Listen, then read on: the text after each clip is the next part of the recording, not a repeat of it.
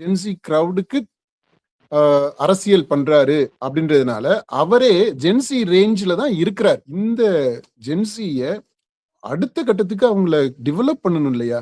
அதாவது ஸ்டாலினே நீங்க பாருங்களேன், இப்ப இந்த ஜென்சின்னு பேச ஆரம்பிச்ச உடனே அவருமே அப்பப்போ ஒரு ஜென்சி லாங்குவேஜுக்கு அடாப்ட் பண்ண பாப்பாரு.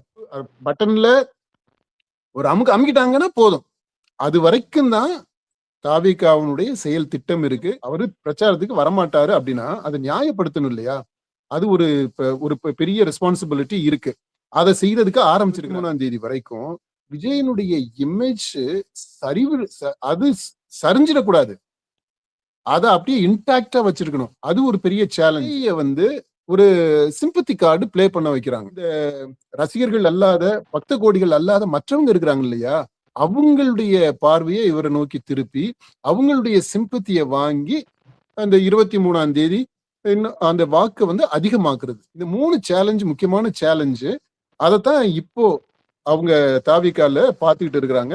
அவங்களுடைய ஸ்ட்ராட்டஜிஸ்டும் இதைத்தான் ஒர்க் பண்ணிட்டு இருக்கிறாங்கன்னு நினைக்கிறேன். இதுதான் அவங்களுடைய கேம்பெயின் திட்டமாகவே இருக்கு. இன்னைக்கு நிலவரத்துல விஜயினுடைய கட்சி வேட்பாளர்கள்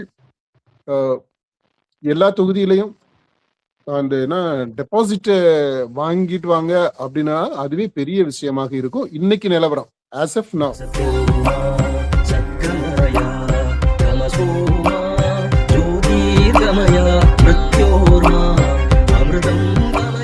தாவேகா சார்பில் உரிய பாதுகாப்பு கொடுக்கல, எங்களுக்கு போதிய வசதிகளை செஞ்சு தரலன்னு சொல்லிட்டு எல்லா பக்கமே ஆதவர்ஜுனாவா இருக்கட்டும் எல்லாருமே குற்றச்சாட்டா சொல்லிட்டே இருக்கிறாங்க. அங்க மனு கொடுக்கறது, இங்க மனு கொடுக்கறங்கிற வேலையை பார்த்துட்டு இருக்கிறாங்க. நீங்க மற்றவங்கள குறை சொல்றீங்க, ஓகே, காவல்துறை தேர்தல் ஆணையம் உரிய வசதிகளை உங்களுக்கு செஞ்சு தரணும். ஆனா நீங்க என்ன பண்றீங்க? இப்போ மத்த கட்சிகள் எல்லா கட்சிகளுமே எடுத்துக்க, அதிமுக இருக்கட்டும், திமுக இருக்கட்டும், தேமுதிக இருக்கட்டும், நாம் தமிழர் இருக்கட்டும், எல்லா கட்சிகளுமே தங்களுடைய கட்சிக்குள்ள ஒரு படை, அதாவது பாதுகாப்பு படை, தொண்டர் படை அப்படிங்கிற ஒரு படை வச்சிருப்பாங்க. அவங்கதான் அந்த தலைவர்கள் பிரச்சாரத்துக்கு போறப்போ கூட இருந்து அவர்களுக்கான பாதுகாப்பாகவும் தொண்டர்களுக்கான பாதுகாப்பாகவும் ஒரு அரணாக அந்த தொண்டர் படை தான் செயல்படும் இந்த பிரச்சார நேரங்கள்ல. ஆனா தாவேகாவுல அந்த மாதிரி யாருமே கிடையாது. உங்களுக்கு பாதுகாப்புக்காக பவுன்சர்ஸ வச்சிருக்கீங்க. உங்களுடைய உயிருக்கு பாதுகாப்பு வச்சிருக்கிற நீங்க மக்களை பாதுகாக்கிறதுக்கு ஏன் அந்த ஒரு தொண்டர் படையோ இல்ல நீங்களே பவுன்சர்ஸ், அவங்களுக்கு பாதுகாப்பு கூட ஒரு பவுன்சர்ஸ் வைக்கலாம்ல? இப்போ ஜெயலலிதா எங்கேயாச்சும் போகணும்னா கூட ரோட்ல அவங்கள பாக்குறதுக்கு நிப்பாங்க. ஆனா அது நடைபாதையில ஒரு ஒழுங்கான முறையில தான் அந்த மக்கள்லாம் நிறுத்தி வைக்கப்பட்டிருப்பாங்க. ரோட்ல பஸ் போகுது, பக்கத்துலயே உங்க பிரச்சார வாகனம் இருக்கு, ரெண்டுக்கும் நடுவுல மக்கள் நிக்கிறாங்க, நீங்க கையை அசைக்கிறீங்க. ஏன் ஒரு நல்ல தலைவர் அப்படிங்கிறவரு இது மாதிரி மக்கள் நிக்காதீங்க, ஒரு ஓரமா இல்லைங்க, இல்ல கூட்டம் நடக்கக்கூடிய இடத்துக்கு வாங்க அப்படிங்கிறத சொல்றதுக்கு விஜய் தவறு விட்டுட்டாரா? அந்த பிரச்சார வாகனத்துல இருந்து மைக்லயே கூட சொல்லலாம்ல, இது மாதிரி பாதுகாப்பா இருங்க, ஓரமா போங்க அப்படின்னு சொல்லி விஜய் சொல்லலாம். ஒரு உதாரணத்துக்கு சொல்றேன், விஜயகாந்த் இறுதி ஊர்வலத்தப்போ பிரேமலதா அவருடைய வாகனத்துல இருந்துட்டு அந்த தொண்டர்களை, அதாவது அவ்வளவு கட்டுக்கடங்காத கூட்டம் இருந்துச்சு. ஆனா எந்த அசம்பாவிதமும் சம்பவமும் நடந்துடக்கூடாது, முறையா வழி நடத்தி போகணும் அப்படிங்கிறப்ப தான் கணவர் இறந்திருக்கிறாரு, மிகப்பெரிய துக்கத்துல இருந்திருப்பாங்க. ஆனா தன்னுடைய தலைமை பண்பு அப்படிங்கிறத நிரூபிக்கணும், அதாவது ஒரு நல்ல வழியில தன் தொண்டர்களை வழி நடத்தணுங்கிறதுக்காக அந்த வாகனத்துல இருந்து அனௌன்ஸ் பண்ணுவாங்க, பாதுகாப்பாக இருங்க, எந்த வாகனங்கள் வருது, யாருக்கும் இடையூறு பண்ணாதீங்க அப்படின்னு சொல்லி வழி நடத்தி செல்லுவாங்க அந்த கோயம்பேடு வரையுமே. அது போன்ற விஷயங்கள் தானே தலைமை பண்புங்கிறது. ஆனா விஜய் கையில இருந்து ஹார்ட் விடுறதும் கையசைக்கிறதும் அந்த மாதிரி விஷயங்கள் தானே பண்ணிட்டு இருந்தாரு. ஒரு தலைமை பண்பு அப்படிங்கிறத விஜய் தவற விட்டுட்டாரா? அதாவது நீங்க தலைவர் அப்படின்னு உடனே கருணாநிதி, ஜெயலலிதா, விஜயகாந்த் இப்படிதான் நீங்க சொல்றீங்க. ஆனா தாவிகா முன்வைக்கக்கூடிய அவங்க அரசியல் இருக்குது இல்லையா, அதுவே இந்த டிஜிட்டல் அரசியல், ஜென்சிக்கான அரசியல். இப்ப இந்த ஜென்சி அரசியலுக்கு தலைமை தாங்கக்கூடியவங்களும் ஜென்சி மாதிரி. ஆக்சுவலா அவர் ஒரு பூமர், 50 வயசுக்கு மேல ஆயிடுச்சு விஜய் எடுத்துக்கிட்டீங்கன்னா. ஆனா அவரு ஜென்சிக்கு அந்த அந்த கிரவுட், ஜென்சி கிரவுடுக்கு அரசியல் பண்றாரு அப்படின்றதுனால அவரே ஜென்சி ரேஞ்சில தான் இருக்கிறார். அந்த பசங்க மாதிரி தான் அவருடைய பிஹேவியருமே இருக்கு. அப்பதான் ஒரு கெமிஸ்ட்ரி இருக்கும். அப்படி இல்லைன்னாக்க ரொம்ப கிரிஞ்சா இருக்கும் நீங்க பேசுறது, ரொம்ப பூமரிஷா இருக்கும். நீங்க பேசக்கூடியது வந்து அட்வைஸ் பண்றது மாதிரி இருக்கும். அதுக்கு ரிசன்ட்மெண்ட் தான் இருக்கும், எதிர்ப்பு தான் இருக்கும். அது யாரும் விரும்ப மாட்டாங்க. அப்ப லாங்குவேஜ்ல பேசுறது அந்த இப்படியா ஹார்ட் இப்படி பண்ணுவாங்களே, இப்படி பண்ணணுமோ, இது எப்படி பண்ணுன்னு தெரியல. அந்த ஹார்ட் விடுறது, அப்புறம் அந்த ஃபிளைங் கிஸ் விடுறது, அப்புறம் கழுத்தை அறுத்துருவண்டா அப்படின்றது, அந்த மாதிரி எல்லாம் பண்றதுன்றது அந்த ஜென்சி லாங்குவேஜ், தட் லிங்கோ அத பேசுறாரு. அதுல பரிச்சயம் உள்ள ஒரு தலைவரா இருக்கிறாரு. இது ஒரு தலைமை பண்பினுடைய ஒரு அடையாளம் தானே. ஏன்னா அவரு தலைவரா இருக்கிறது, அரசியல் பண்றது இவங்களுக்கான அரசியலா இருக்கு. இல்ல என்னன்னா நம்ம கேட்க வேண்டிய கேள்வி, சரிப்பா நீ வந்து இவங்களுக்கு அரசியல் பண்ற, அவங்க மாதிரியே நீங்க நடந்துக்கிற, ஓகே. ஆனா என்னன்னா இவங்கள இந்த ஜென்சிய அடுத்த கட்டத்துக்கு அவங்கள டெவலப் பண்ணணும் இல்லையா நினைக்கிறேன். அதாவது தலைவராக இருக்கிறவங்க இந்த தலைமுறை, நீ யாருக்காக அரசியல் நடத்துறியோ அவங்களுடைய மொழியை பேசுவதுன்றது மிக சரியானது. அது அந்த தலைவருடைய ஒரு முக்கியமான குணம், பண்பு. ஸ்டாலினை நீங்க பாருங்களேன், இப்ப இந்த ஜென்சின்னு பேச ஆரம்பிச்ச உடனே அவருமே அப்பப்போ ஒரு ஜென்சி லாங்குவேஜுக்கு அடாப்ட் பண்ண பாப்பாரு. அந்த இது தெரியும். ஆனா அது கொஞ்சம் பாவம், அவருக்கு அது கொஞ்சம் செயற்கையா தெரியும் அவர் பண்ற இது. இப்போ விஜயை பொறுத்த மட்டும் அவருக்கு இயல்பாகவே வருது. அவர் ஒரு விதத்துல பார்க்க போனா அவருடைய ஒட்டுமொத்த நடத்தைகளை பார்க்கும்போது அவரு இந்த அடலசன்ட் ஸ்டேஜ்ல ஸ்டக்காகி இருக்கிறாரோ அப்படியும் இன்டர்பிரேட் பண்ண முடியும். சரி, அதை விட்டுருவோம். ஆனா இப்ப ஒரு தலைவராக இருக்கிறாரு, பிரைமரி டார்கெட்டாக இருக்கக்கூடிய, டார்கெட் பீப்புளாக இருக்கக்கூடிய, அவங்களுடைய அரசியலில் முதன்மை முன்னிலைப்படுத்தக்கூடிய இந்த ஜென்சி, அவங்களுடைய லாங்குவேஜ அவர் பேசுறதுன்றது சரி. ஆனால் ஜென்சி இளைஞர்கள் எதை நோக்கி நகரணும் அப்படின்றதற்கு முன்னுதாரணமாக, எடுத்துக்காட்டாக அடுத்த லெவல் லீடர்ஷிப் இருக்கணும். அந்த ஜென்சி தலைமுறைய அடுத்த கட்டமாக அவங்களுடைய ஆளுமை வளர்ச்சி, அந்த ஆளுமை வளர்ச்சி அதுக்கு என்ன பண்ணணும் அப்படின்ட்டு அந்த கட்டத்துக்குள்ள நகர்த்துறதற்கான முன்னுதாரணங்கள். நான் வந்து திட்டங்களை பத்தி சொல்லல, அந்த ஸ்கீமு, இந்த ஸ்கீமு, அந்த லோனு, இந்த லோனு, அதை பத்தி நான் பேசல. இங்க மாடல்ஸ், தலைவர்கள் இருக்கணும். மேல அப்படியே பக்தி பரவசத்துல அடிமைகளாக வந்து விழுந்து கிடக்குறாங்களோ, இப்ப இவங்க எந்திரிச்சு நிமிர்ந்து தலை நிமிர்ந்து அவங்களுடைய உண்மையான வாழ்க்கைய, ரியல் லைஃப ஃபேஸ் பண்றதுக்கான ஒரு பக்குவம். அதற்கு என்ன மாடல்ஸ் இருக்கு? ஏன்னா அரசியல்னா அதுதான். ஹீரோ வர்ஷிப் மட்டுமே கிடையாது. இந்த வர்ஷிப்பை தாண்டி அடுத்த கட்டமா எப்படி ரியல் லைஃப்ல எப்படி ஃபேஸ் பண்றது, அதுக்கு என்ன மாடல்ஸ் இருக்கு? அந்த மாடல்ஸ் இங்க இந்த டிவிக்கே எப்படி ப்ரொவைட் பண்ணுது அப்படின்றது, அங்க வந்து பெரிய கேப் இருக்கு, ஒரு வேக்யூம் இருக்கு. தாவேகால அவங்க ஒரு லெவல்ல மட்டும் அப்படியே நிக்கிறாங்க. என்னன்னா திரும்பவும் இந்த அரசியல்ன்றது, இந்த தேர்தல்ல போட்டியிடுறோம். 23ஆம் தேதி வரைக்கும் இந்த விஜய் இமேஜ வச்சு அவர் மேல அவர் பிரச்சாரத்துக்கு போக முடியலன்னா ஒரு சிம்பத்தியை உருவாக்கி, நீங்க சொன்னீங்க பாத்தீங்களா, அவர் உயிருக்கு பாதுகாப்பு இல்ல அப்படின்ட்டு, உயிருக்கு அச்சுறுத்தல் இருக்குது அப்படின்லாம் கதைகளை உருவாக்கி விட்டு, அது மூலமா ஒரு சிம்பத்தியை உருவாக்கி, அதன் மூலமாக அவர் மேல இருக்கக்கூடிய பக்திய அப்படியே கட்டுக்கோப்பா வச்சிருந்து, அது சிந்தாம செதறாம அப்படியே கொண்டு போய் 23ஆம் தேதி அந்த காலையிலேயே எந்திரிச்சு அவர் சொல்றாரு பாத்தீங்களா, காலையில எந்திரிச்சு ரெடி ஆயிட்டு அவர் ஒரு டிப்பிக்கலா ஒரு ஃபார்முலா மாதிரி அதை சொல்றாரு. ஒவ்வொரு இடத்துலயும் ரெடி ஆகி காலையில போய் விசில் சின்னத்துக்கு எதிர்த்தாப்புல ஒரு பட்டன் இருக்கும், அதை பச்சக்கு அமுக்கணும் முதல்ல சொன்னாரு முன்னாடி.